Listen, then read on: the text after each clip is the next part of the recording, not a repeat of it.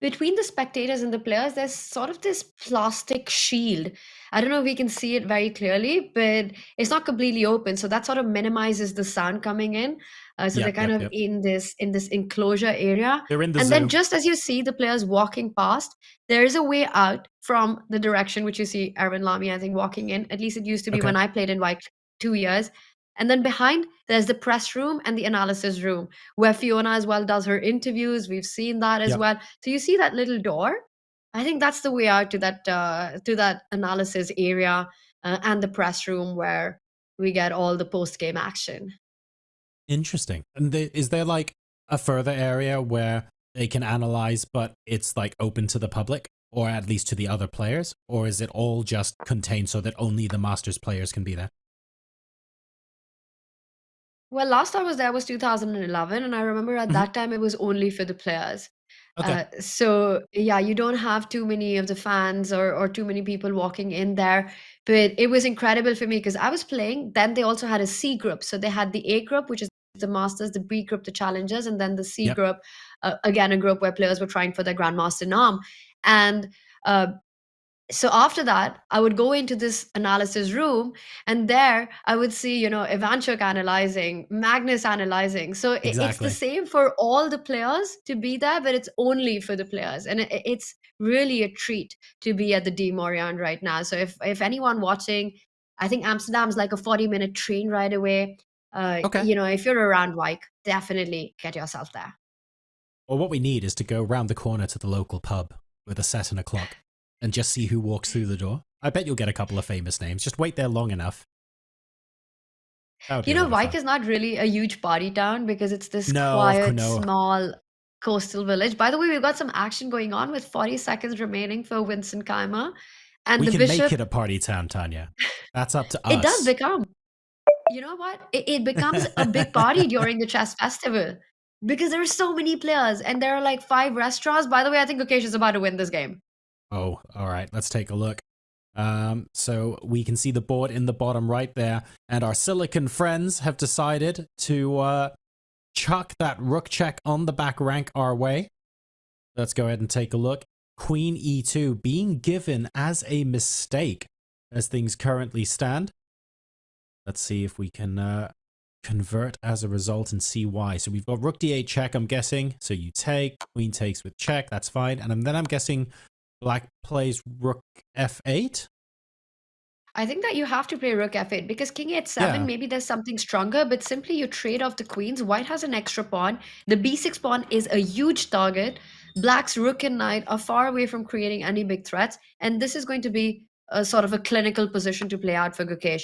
So you have to maximize your chances by keeping the queens on the board. He hasn't yet played the move rook d8, but we might as well be seeing rook f8 as you were pointing out, Sean. and then after that, I'm guessing white's plan is to either take the pawn on b6 or try and capitalize and limit black's counterplay by playing a move like a queen back to d3 or something, like just a move that says no, I'm going to refuse any counterplay. I want to simplify and just play a winning endgame. Both players are under some kind of a time pressure here. For Winston, it's under 1 minute. For Gukesh, Hmm. he's just dropped down to 4 minutes. Move 32. Queen e2 played. It comes in with the idea of c4.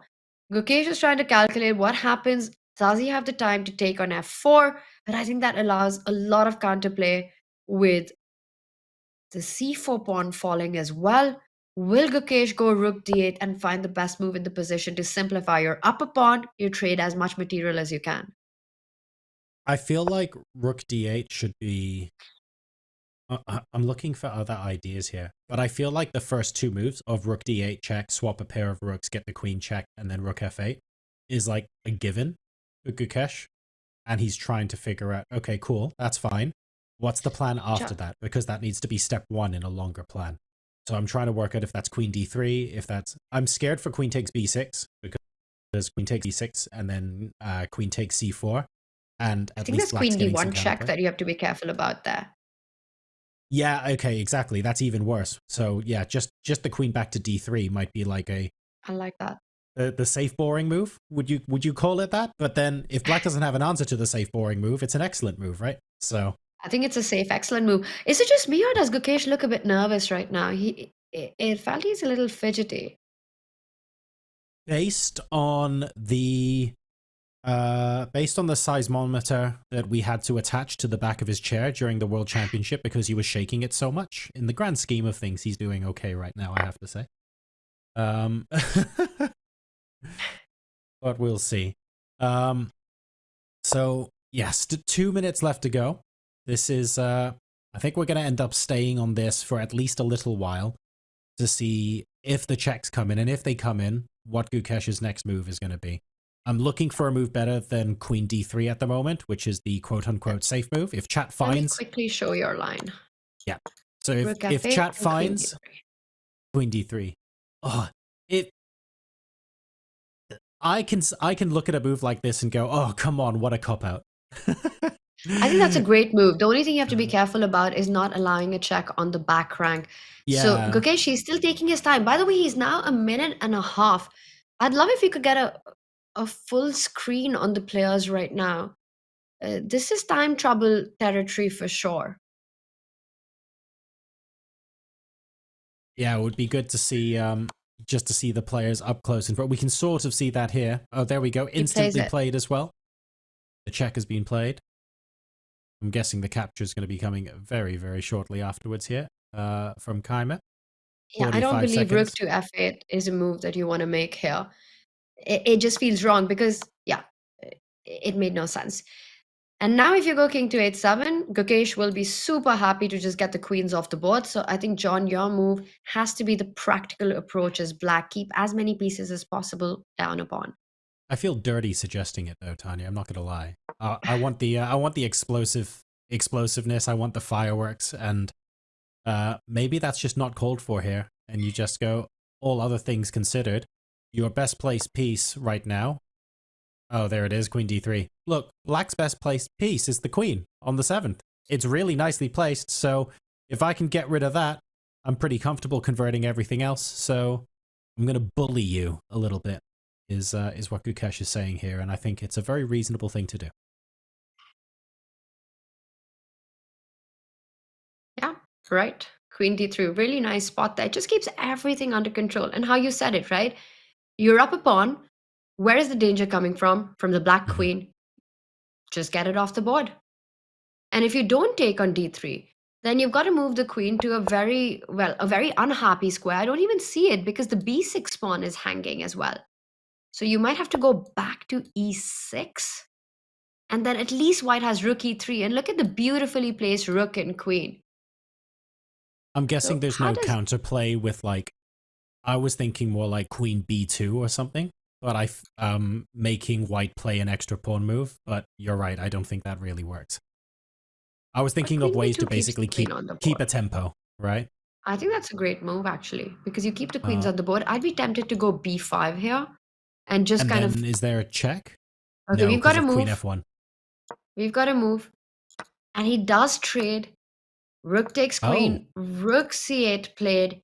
And now Gukesh needs to decide. Well, the general rule of thumb is, right, when you're up a pawn, you trade pieces but not pawns. So bishop takes pawn, rook takes pawn. Even if white retains advantage, you've swapped off one pair of pawns, which is favorable for Vincent here.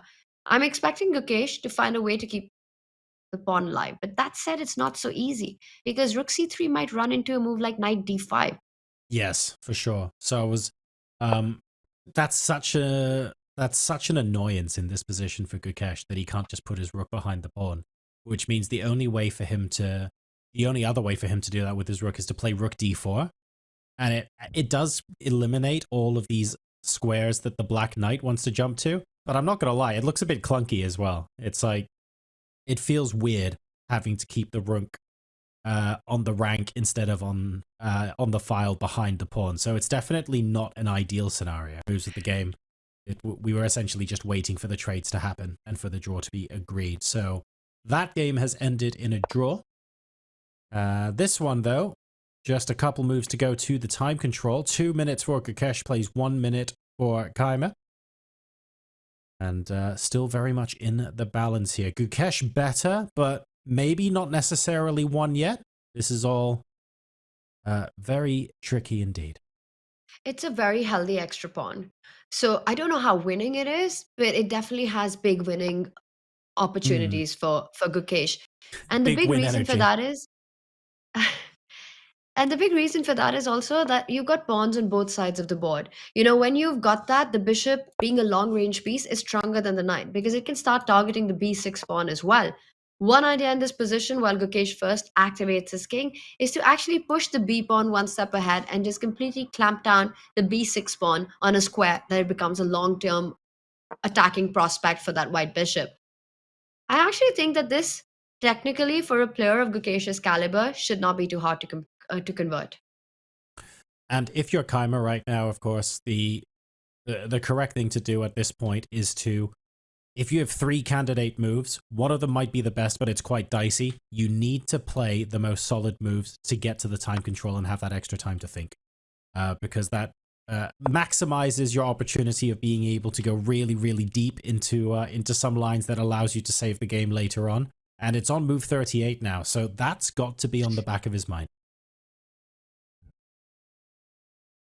Absolutely. And at the back of Gokesh's shoulder, there we can see Divya. Must be pretty cold in the playing hall because I see Divya all cozied up in her big jacket, and I see Gukesh has got his gray jacket, his gray hoodie on.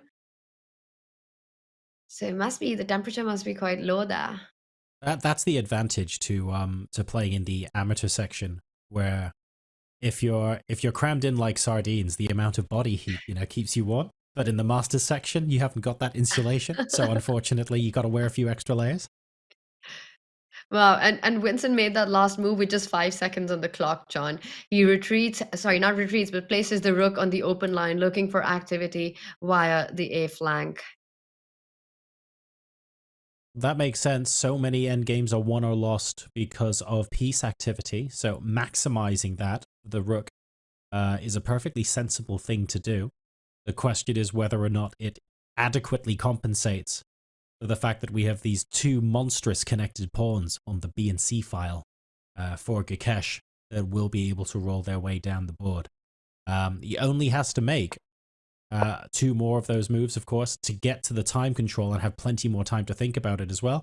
Gukesh resumes with his plan of getting his king involved in the action too. King e2 is played. Now, the tempting thing to do here would be to just play, oh, well, I see a check, so rook a2 must surely be a good thing, right? But because the king's on e2, rook, I guess rook d2 is a very reasonable move. So he plays rook a4 instead. Okay, four, put some pressure on the B pawn. And again, I would be very tempted to go up one step with this pawn and just make sure that this B6 weakness just stays there for a really long time. Well, you can't go C5. You could play C5, but that, I feel, after the mass trade will only favor black. And Gukesh keeps the pawn formation flexible and mobile. Instead, he slides back with the bishop, defending the pawn. He wants to go rook d. Well, it's my honor to be here with the 18th World Chess Champion, Grandmaster Gukesh Damaraju. Thanks for joining. Thank you. We know both players, their relationship with their parents has been one of the central themes to this match. Can you name one trait that you've inherited from your mom and one from your dad that has helped you get to where you are today? I think the one thing my mom has you know been particular about is positive thinking and being a good person. Like she always, from the start, she says she would be very happy to hear people saying, her son is a great chess player, but it would be even more joyful for her to hear that her son is an even greater person. So that is something that has stuck with me forever. And every day I try not only to be a better chess player, but also a better person. And my mom has mostly guided me in a spiritual way, and like who I am as a person mostly it depends on it most credit goes to my mom and my dad.